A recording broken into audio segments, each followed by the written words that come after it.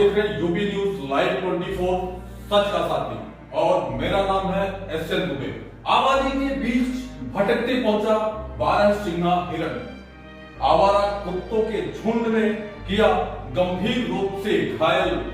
परसों दिन शनिवार समय लगभग 7 से 8 बजे के बीच उत्तर प्रदेश के गोरखपुर के गोला थाना अंतर्गत एक 12 सिंघा हिरण जंगल से भटककर आजमगढ़ के दियारे क्षेत्र से ग्राम सभा छरकटा में जा पहुंचा, जिसे देख गांव के कुछ आवारा कुत्तों ने नोच कर अधमरा कर दिया। इसी बीच कुछ ग्रामीणों की नजर उस जानवर पर पड़ी।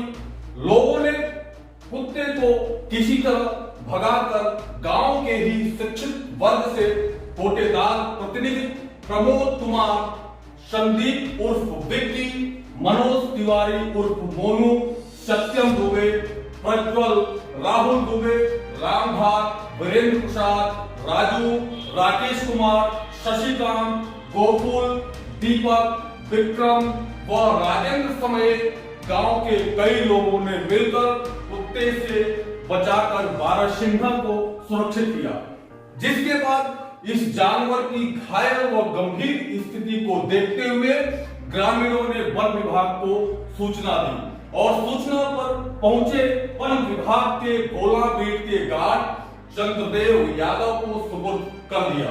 उस वन्य जीव को गंभीर अवस्था में होने के कारण वन विभाग की टीम व गार्ड चंद्रदेव यादव ने उसे गोला पशु अस्पताल पहुंचाया, जहां पर पशु चिकित्सा अधिकारी के इलाज व काफी प्रयास के बाद भी डॉक्टरों की टीम विलुप्त हो रहे वन्य जीव की जान बचाने में असफल रहे।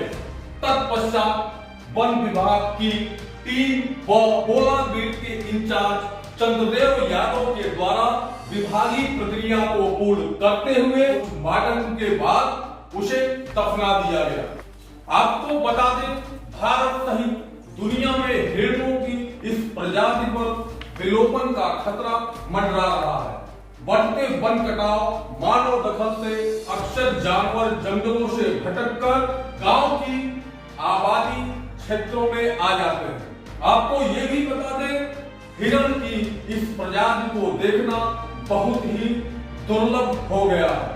12 सिंघा एक ऐसा जानवर है जो विलुप्तता की ओर बढ़ रहा है। अगर हम मानववादी इंसानों ने इसके खिलाफ कुछ कठोर कदम नहीं उठाया तो ये अनमोल जीव कुछ ही वर्षों में दुनिया से विलुप्त हो जाएंगे। 12 सिंघा उत्तरी भारत के कुछ हिस्सों में तथा नेपाल में पाए जाते हैं। आपको बताते हैं, इस प्रजाति का हिरण, जिसे हिरण भी कहा जाता है, 12 सिंघा कहा जाता है, या फिर और भी तरह तरह के नाम हैं। ग्रामीण भाषा में और भी कई नामों से जाना जाता है। लेकिन आपके मन में यह भी ख्याल होगा कि इसका नाम आखिर 12 सिंघा क्यों पड़ा। तो आपको बताते चले, इसके सिर के ऊपर जो सींग होती है उसमें 12 शाखाएं होती हैं, जिसकी वजह से इसका नाम 12 सिंघा पड़ा। 12 सिंघा को दलदल का मुर्ग भी कहा जाता है। यह एक मध्याकार का हिरण होता है, जिसकी ऊंचाई लगभग 130 सेंटीमीटर तक होती है। वहीं इसका वजन 120 से लेकर 180 किलोग्राम तक होता है। नर 12 सिंघा मादा 12 सिंघा से बड़े होते हैं तथा इनका औसतन जीवन काल 20 से 30 वर्ष ही होता है। प्रिय दर्शकों, शायद आपको ये पता नहीं होगा, हिरणों की संख्या या फिर ये 12 सिंघा जो हिरणों की एक प्रजाति है, इनकी उप प्रजातियां भी जाती हैं। तो इस वीडियो में मैं आपको बताने वाला हूं 12 सिंघा की 3 प्रजातियां भी आती हैं, जिसमें से पहली प्रजाति को वेस्टर्न 12 सिंघा कहते हैं, जो गंगा के मैदान व नेपाली क्षेत्रों में पाया जाता है। दूसरा साउथर्न 12 सिंघा। इस तरह की उप प्रजातियां मध्य प्रदेश में पाई जाती हैं। और तीसरी प्रजाति ईस्टर्न 12 सिंघा, जो सिर्फ असम राज्य में भी मिलता है। ये जानवर अक्सर झुंड में रहना पसंद करते हैं। इनके झुंड की संख्या 20 से 60 तक होती है। झुंड में नरों के मुकाबले मादाएं ज्यादा होती है। बारहसिंगा का शिकार शेर, तेंदुए सहित अन्य खतरनाक वन्य जीव करते हैं। खैर, ये तो उन जंगली जीवों का मुख्य खुराक ही है। वो हम इंसानों जैसे खेती, राशन या अन्य पौष्टिक आहार पर निर्भर नहीं होते हैं। प्रिय दर्शकों, बताते चले, चूंकि जो वन्य जीव हैं उनका मुख्य खुराक जो वन में रहने वाले उनसे छोटे तबके के जो अन्य वन्य जीव हैं वही उनका खुराक होते हैं। पर कुछ इंसान भी अपने निजी स्वार्थ और गलत तरीके से धनोपार्जन के चलते इस राष्ट्रीय पशु को भी मारकर इसके सींगों और चमड़ियों का बड़े पैमाने पर व्यापार करते हैं। इसी की एक प्रजाति ब्लैक हिरन, काला हिरन जिसे बोलते हैं, काला हिरन को मारने के जुर्म में फिल्मी जगत के बहुत बड़े सितारे सलमान खान हैं, उनको सजा हुई थी। तो बारहसिंगा या हिरण जैसी प्रजातियां जो हैं राष्ट्रीय पशुओं में उनकी गिनती होती है और हमारे देश की एक धरोहर होती है ये। लेकिन हमारे देश में ऐसे भी लोग हैं जो उनका शिकार करके उनके मांस से अपना पेट भरते हैं। वह धनोपार्जन के लिए उनकी चमड़ियों तथा उनके सींगों का व्यवसाय करते हैं, व्यापार करते हैं। आगे आप सुनिए भटके हुए वन्य जीव बारहसिंगा के संदर्भ में गोरखपुर जनपद के बड़हलगंज रेंज के फॉरेस्ट रेंजर ज्ञान प्रकाश शुक्ल वो हमारे news channel UP news live 24 सच का साथी के निदेशक यशर दुबे की ऑडियो बाइट। जी, बड़हलगंज से फॉरेस्ट रेंजर ज्ञानेश्वर शुक्ला जी से बात हो रही है। जी शुक्ला साहब नमस्कार, मैं यशर दुबे बात कर रहा हूँ, यूपी न्यूज लाइव 24 का निदेशक गोरखपुर से। जी नमस्ते, बताइए सर। जी शुक्ला साहब, गोला थाना के अंतर्गत ग्राम सभा झरकटा है, जहाँ पे ग्रामीणों की जहाँ पे ग्रामीणों से सूचना मिली है कोई बारहसिंगा हिरण जो है ग्राम सभा में कहीं से भटक करके आ गया था और जिसे कुत्ते नोच करके घायल अवस्था में कर दिए। ग्रामीणों के सहयोग से कुत्तों को भगा करके उसकी जान बचाई गई बारहसिंगा हिरण की, जो कि बिल्कुल विलुप्त प्रजाति आज की तारीख में है अपने भारतवर्ष में। तो आपकी टीम यानी आपको या आपकी टीम को ग्रामीणों के द्वारा सूचना दी गई। सूचना के बाद आपके द्वारा उस पर क्या कार्रवाई की गई श्रीमान जी, यही आपसे जानना था। जी सर, मैं बता रहा हूँ। 1/1/2021 को प्रातः 6 बजे जी झरकटा गांव से जी जो वहाँ के राशन के डीलर है उन्होंने फोन किया। जी जी उनके फोन को संज्ञान में लेते हुए मैं बाहर रहते हुए भी अपने स्थानीय कर्मचारियों को तत्काल भेजा। जी जन्मेव माली बीज अधिकारी बोला जी प्लस वहाँ के दैनिक श्रमिक जो हमारे होते हैं वो जाकर के टेम्पो में उसको रख के हिरण को ले आए और पशु चिकित्सा अधिकारी बोला के वहाँ उसका इलाज कराया गया। ये चंद्रदेव यादव कौन है श्रीमान जी? ये वहाँ बीट अधिकारी है। अच्छा, जो हम लोग सेक्शन बीट अधिकारी मतलब कांस्टेबल जो होते हैं। जी जी जी जी बता। फर्स्ट गार्ड है वो, उनको बीट दिया गया है चार्ज में। जी जी जी जी जी वो प्लस उस क्षेत्र के दैनिक श्रमिक जो हमारे होते हैं प्रहरी, उनकी मदद से जी उसको ले करके गाड़ी करके यानी ये जो टेम्पो होता है बिहार में उपलब्ध हो गया, उससे ले आया गया। जी और ले आने के बाद गोला पशु चिकित्सा अधिकारी को वहाँ उसका इलाज हुआ। अच्छा, तो उस पे बारहसिंगा जो हिरण है जो कि आम हम कह सकते हैं बिल्कुल विलुप्त होता। आम भाषा में उसको लोग बारहसिंगा हिरण कहेंगे, लेकिन वो सांभर है। अच्छा, हिरण की एक प्रजाति है सांभर। अच्छा, इसको कहीं कहीं देहाती भाषा में देहाती लोग उसको कहते हैं काला पारा। अच्छा, काला पारा। तो श्रीमान जी जैसे आप लोगों को इसके बारे में विशेष अनुभव होगा या डॉक्टरों जो चिकित्सा अधिकारी पशु चिकित्सा अधिकारी गोला के द्वारा किस तरह का निर्देश उसको लेकर के दिया गया, गंभीर चोटें आई हैं या फिर नोच खरोच है, क्या है, तो उसकी स्थिति क्या है, क्या थी? उसके पैर में, पिछले पैर के बाएं वाले पैर में जी कुत्तों द्वारा घात किया गया था, काटा गया था। अच्छा कानूनों ने उनको पकड़ा था, फिर कुत्तों ने भी उसके नाक पे वार कर दिया था। जी नाक से भी ब्लीडिंग हो रही थी।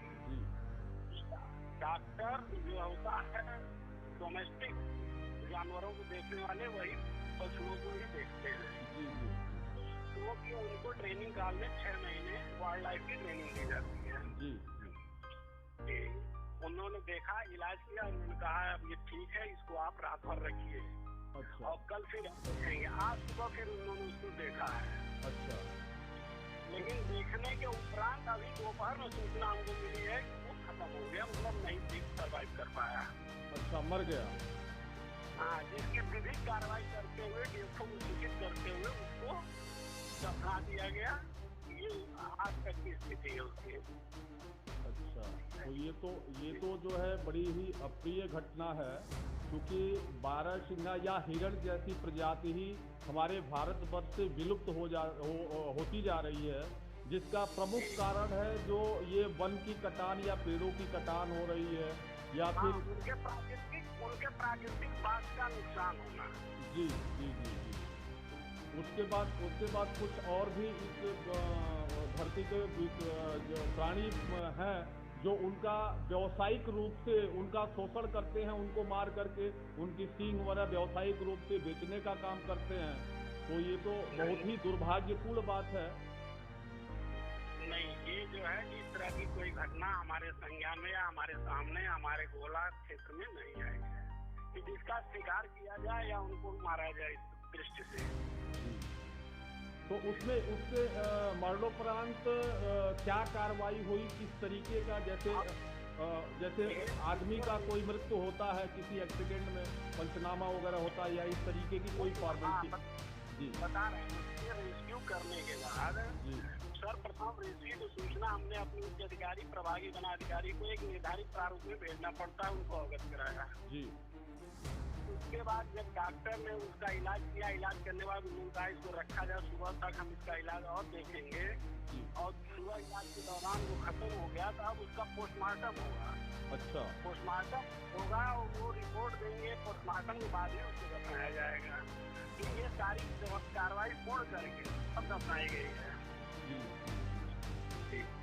अच्छा, दूसरा एक चीज और आपसे सवाल पूछना था श्रीमान जी, ये अगर जीवित रहता ये वन्य पशु तो फिर उसके बाद मतलब ठीक होने के बाद, उपचार के बाद जो है इसको कहाँ आप लोग छोड़ते? गोरखपुर जैसे अभी जो है चिड़ियाघर भी चालू हो गया, तो यहाँ आप सुपुर्द करते या फिर वन में ले जा करके छोड़ते, कहाँ क्या प्रक्रिया उसकी है? जब वो जीवित रहता, स्वस्थ हो जाता, तो हम उसको लेटर बना करके चालान द्वारा अपने वाहन से भेजते चिड़ियाघर, या डीएफओ साहब चाहते तो वन ये विनोद वन कुशवी जंगल, ये 2 जगह उनको रखने का है। नहीं, अभी संयोगवश आज मैं गोरखपुर अशफाक उल्ला खां चिड़ियाघर में भी मैंने विजिट किया था, तो वहाँ के जो डायरेक्टर महोदय हैं उनसे मेरी वार्ता हुई, तो इस संदर्भ में मैंने उनके समक्ष प्रकाश डाला इस बात के लिए, तो वो बोले नहीं, उसका प्रोसेस ये नहीं है, हम लोगों का दूसरा रूपरेखा है और ऐसा नहीं है कहीं गांव में मिल गया तो वो यहीं आएगा। वो विभाग जो भी, वो चूंकि वो दूसरा विभाग है, फॉरेस्ट जो है दूसरा विभाग है और हम लोगों का दूसरा विभाग है, तो इसलिए ऐसी कोई जानकारी नहीं है कि मतलब उसको यहीं पे लाया जाएगा। तो जस्ट ऐसी कोई जानकारी नहीं है। जी जी, वो जो है हमारे डीएफओ के सूचित करने के बाद जहाँ वो आदेश करेंगे, जी जी जी, वहाँ ले जाके हम उसको छोड़ेंगे। अभी मान लीजिए जैसे चिड़ियाघर अब चालू हुआ है, जी जी, इसके पहले चिड़ियाघर नहीं था तो भी ऐसी घटनाएं घटती थी, जी तो मोस्टली हम लोग विनोद वन कुशवी जंगल में ही ले जाके छोड़ते हैं। जी जी जी जी। अच्छा श्रीमान जी, शुक्ला साहब, आपसे एक सवाल और था। ये वन्य कटान जो हो रहा है, पौधों की कटान जो हो रहा है, इसके खिलाफ आप लोगों की क्या कार्रवाई है या किस तरीके से आप लोगों की क्या तैयारी है इसके लिए?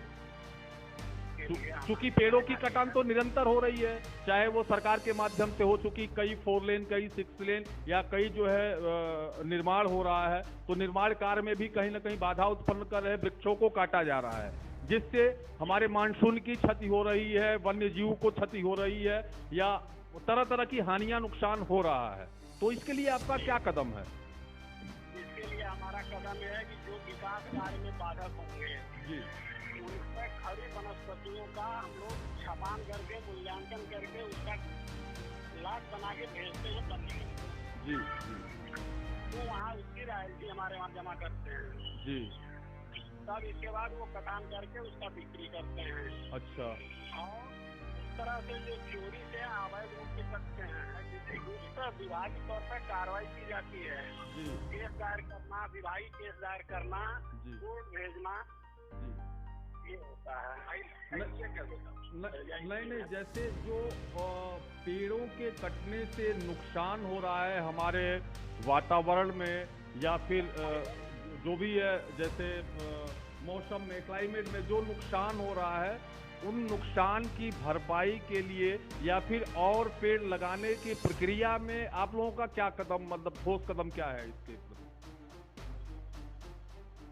तो हमने आपसे कि जो अवैध कटान होगा, जैसे कि विकास कार्य के अलावा अगर ग्रामीण नहीं, शुक्ला साहब, आप थोड़ा सा नहीं समझ रहे बातों को। अवैध या वैध की बात मैं नहीं कर रहा हूँ। हमारे कहने का मतलब ये है, जैसे ये जो पेड़ कट रहे हैं, तो और पेड़ लगाए जा रहे हैं कि नहीं, इसकी निगरानी हो रही है, या आपके लेवल पे, आपके अधिकारियों की लेवल पे इसकी क्या पहल है, इसकी क्या प्रक्रिया, बस उसके बारे में मैं जानना चाह रहा हूँ। जो पेड़ कटते हैं जी, परमिशन से या विकास कार्य में, उनके बदले में एजेंसी हमारे वहाँ पैसा जमा करती है और एक के बदले 10 पेड़ लगाए जाते हैं। अच्छा, ऐसा कोई गवर्नमेंट का सुरक्षा की जाती है। जी, हमारे प्रदेश सरकार का ऐसा कोई बाइलाज, ऐसा कोई नियम सिस्टम है, या ये मौखिक रूप से ऐसे होता है? नहीं, ये नियम है उत्तर प्रदेश सरकार का। अच्छा, जी। ठीक है शुक्ला साहब, बहुत बहुत धन्यवाद आपको। आपने हमारे सारे प्रश्नों का जवाब बड़ी बेबाकी से दिया। आप बात कर रहे थे S N Dubey, UP news live 24 के निदेशक, गोरखपुर से। धन्यवाद। आप देख रहे थे यूपी न्यूज लाइव 24, सच का साथी। धन्यवाद।